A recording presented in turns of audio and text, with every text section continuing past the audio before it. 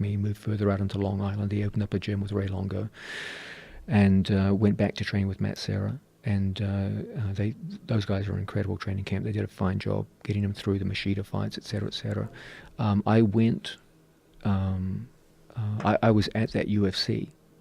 It was in Las Vegas. Conor McGregor was the main event, and Chris was the co-main event. And the fight had an interesting beginning. Chris was doing well with the takedowns, but Luke Rockhold was doing a great job of controlling Chris's head with like fake guillotines to prevent any kind of damage on the ground. They're doing a good job of standing back up to the feet, so there was no really significant damage. Then they got into an interesting kickboxing battle where it seemed to go in one direction, then switch directions, and then Chris seemed to be getting the better of it, and things looked good. And then there was just one episode where everything just came unstuck in a second. And I remember watching, and it was like watching a bad dream, you know, and yeah, it was shocking. Yeah, Chris threw an ill-advised wheel kick. Yeah. Which is slow and telegraphed, and Rockhold took him to the ground. And what I was most shocked with was, and I've seen it time and time again, I saw it in the David Branch fight and saw it in the Lyoto Machida fight, is Rockhold's top game is fucking terrifying. Deeply impressive. Yeah. Very impressive. I attribute that not just to his skill, which I think is considerable, but also to training on a regular basis with Daniel Cormier and Cain Velasquez. Is just his wrestling, his grappling is severely underrated. Maybe not so now, but his ability to control guys on the ground is just terrifying. Yeah, no, he's done an amazing job. He's also got very strong submission skills. Yes. People, I don't think, talk about those at all. And he's submitted good people, and he's hit submitted Bisping with that one-arm guillotine. And some of his finishes are like highlight reel finishes. Yeah. They're beautiful. No, he's got tremendous skills. He's big for the division. You talk about a guy who dominates the pace and dominates the direction. No one can hold him down for any period of time. He's great at getting back up to his feet. He wrestles the fence very, very well, like all the AKA guys. They're all good on the fence. He's a very, very impressive fighter.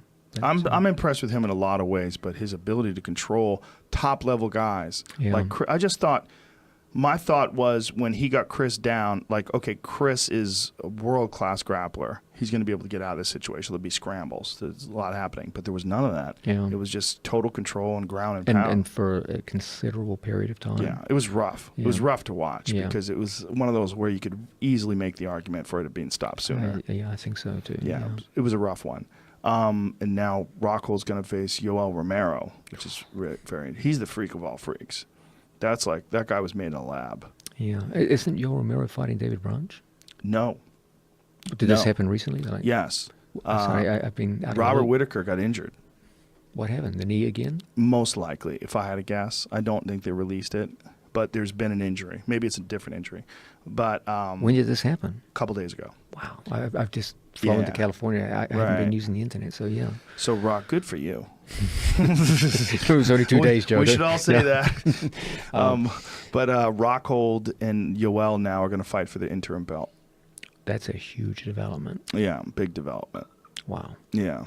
Yoel Romero, that's a different fight, my friend.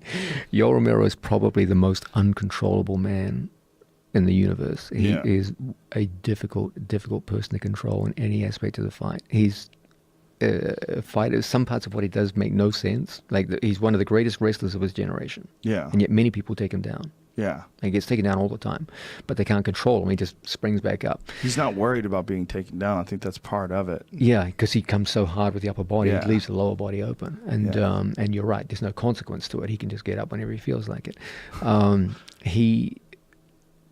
He has a greater propensity to change direction at speed than anyone else I've ever seen in my life.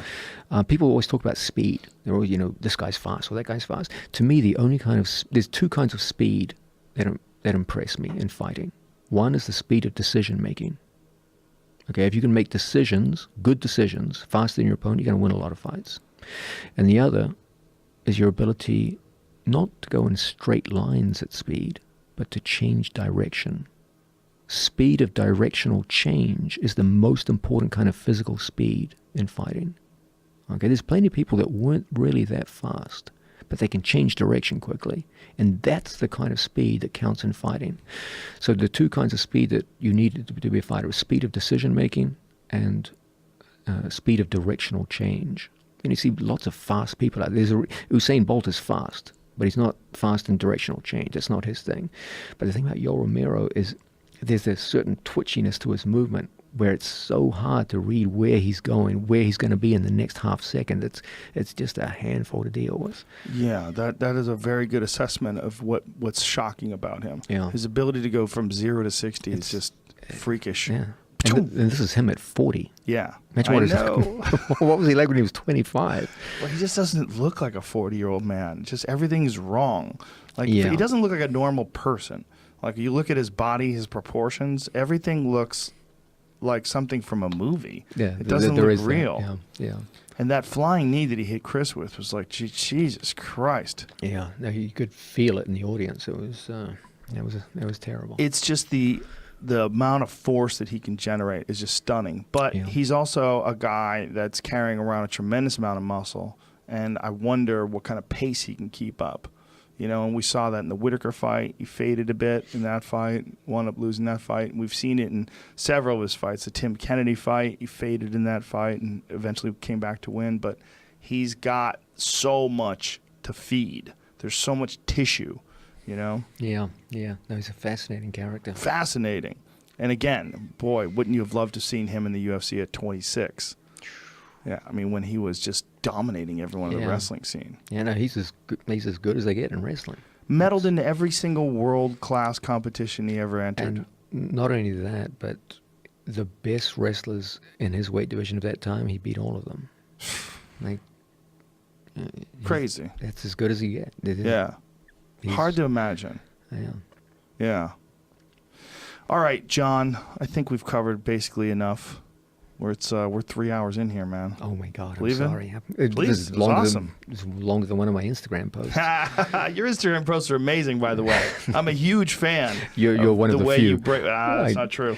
I a lot of friends share them. They send them to me in text messages occasionally. That's very generous of you. Your breakdowns of technique and strategy and what is actually happening, I think they're critical. I think your voice and what you're doing, like with the squad and what you're doing for jiu-jitsu as a whole, and the way you're able to articulate that and break these things down, it's really, really critical. I think it's awesome. It's thank you. Very it's significant. Very nice of you to say. Thank you. And I'm really glad we finally got a chance to do this.